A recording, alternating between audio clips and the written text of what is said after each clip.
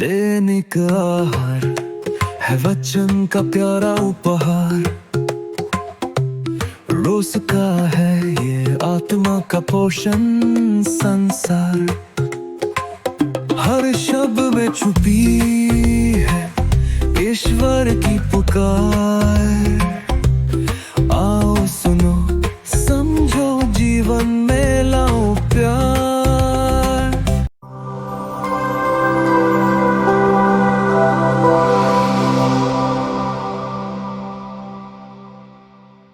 सबको जय यीशु।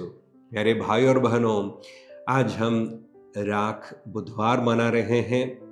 हमारे माथे पर राख से क्रूस का चिन्ह लगाया हुआ होगा और हमने अपने कानों में सुना होगा कि पश्चाताप करो और सुसमाचार में विश्वास करो। चालीसा काल प्रार्थना, प्रायश्चित और दान धर्म का समय है।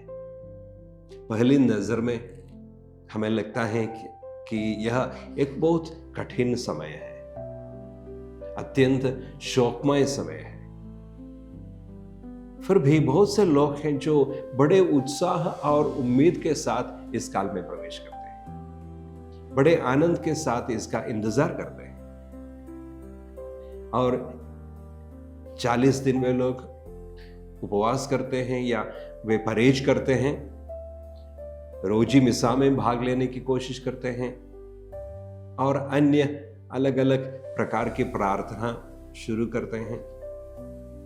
मुझे यह भी अनुभव है कि किसी शहर में लोग तीर्थ यात्रा में जाते हैं, 7 गिरजाघर की प्रदक्षिणा करते हैं। तो यह सब बड़े उत्साह और आनंद के साथ लोग करते हैं, इसलिए कि उन्हें प्रभु यीशु के प्रेम का अनुभव हुआ है। तो प्यारे भाई और बहनों, जरूरी है हम जरा पीछे मुड़कर देखें इसका इतिहास क्या है, इसके पीछे जो आध्यात्मिकता है वह क्या है।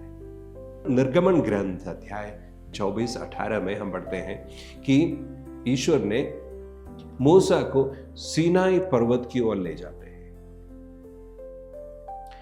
सोने के बछड़े की घटना के बाद इस्राएली लोगों ने मूर्ति पूजा की। इसके बाद ईश्वर ने मूसा को पहाड़ी पर ले गए और वहां मूसा ने लोगों के लिए प्रायश्चित किया, लोगों के लिए प्रार्थना की और ईश्वर ने उन्हें 10 नियम दिए। और दूसरी घटना इलियस के जीवन में है।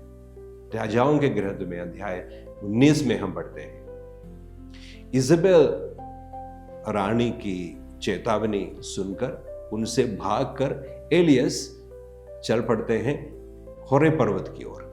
रास्ते में स्वर्गदूत उन्हें भोजन देते हैं और इस भोजन की शक्ति से 40 दिन और 40 रात चलकर वो होरे पर्वत पहुंच जाते हैं। इसी प्रकार इस्राएली लोग भी मरुभूमि में 40 साल बिताए। परीक्षा का समय था और ईश्वर ने उन्हें दर्शन दिया और उन्हें अपने प्रेम का अनुभव दिलाया। और अंत में प्रभु यीशु ने अपने बपतिस्मा के बाद, जहां यीशु ने आवाज सुनी, तुम मेरे प्रिय पुत्र हो और तुझ पर मैं अत्यंत प्रसन्न हूं। इस आवाज सुनने के बाद पवित्र आत्मा ने उन्हें मरुभूमि की ओर ले गया और वहां पवित्र आत्मा के साथ रहकर उन्होंने परीक्षा का सामना किया।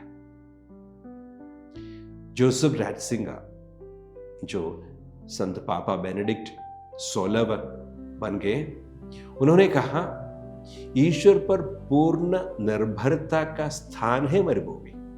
इसी प्रकार हेनरी न्यूमन, एक प्रशस्त लेखक, कहते हैं कि ईश्वर के साथ निकटता का स्थान है मरुभूमि। ईश्वर के साथ, ईश्वर की निकटता का समय है।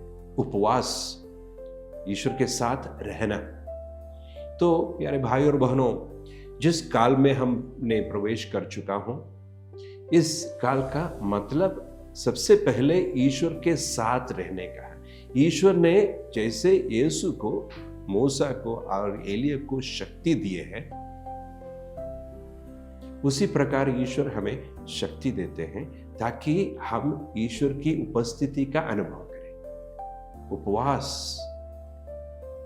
ईश्वर के साथ रहना, जब तक हम इस आध्यात्मिकता को नहीं समझते हैं तब तक यह काल हमारे लिए शोकमय होगा, कठिन होगा। जैसे संत पौलुस दूसरे कोरिन्ती अध्याय 5:14 में कहते हैं, प्रभु यीशु का प्रेम हमें प्रेरित करता है।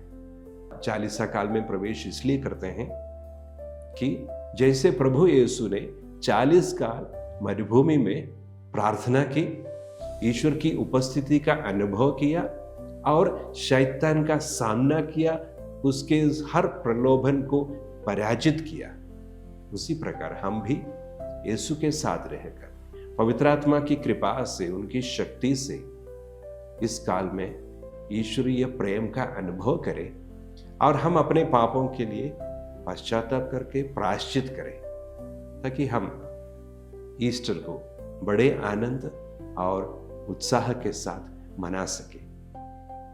धन्यवाद।